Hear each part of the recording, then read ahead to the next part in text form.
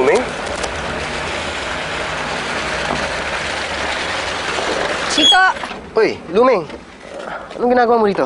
Gusto sana kitang makausap eh. Sorry nga pala. Nabalitaan ko yung nangyari sa tindahan mo. Yun nga ang pinunta ko dito. Di ba pinapatawag ako ni Don Manolo? Hindi ako pumunta. Kinagabihan nun, nasunog na ang tindahan ko. Sandali lang. Hindi ko maintindihan. Anong ibig mong sabihin? May kinalaman bang tsuhin mo doon? Luming, pinagbibintangan mo ang Uncle Manolo ko? Na siya ang may kagagawa ng lahat? Alam mo kasi, Chito, may usap-usapan namang matatanda dito na pag may gusto daw mangyari si Don Manolo, gagawin niya ang lahat para makuha yon. Katulad ng nikaan doon, hindi pinagbili ang lupa niya. Nasunog ang mga palay bago inani. Ang bahay naman ni Aling Mara nasunog din dahil hindi niya pinagbili.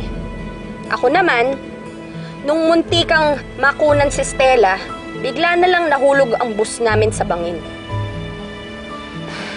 Alam mo, ang bigat ng mga paratang mo kay Uncle Manolo.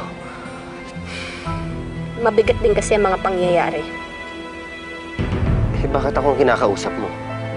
Sa tingin mo, magsasalita ako? Akala ko kasi, kaibigan kita. Pero bakit mo nga naman ako tutulungan? Hindi ba't sinabi mo na kay Don Manolo kayo umaasa?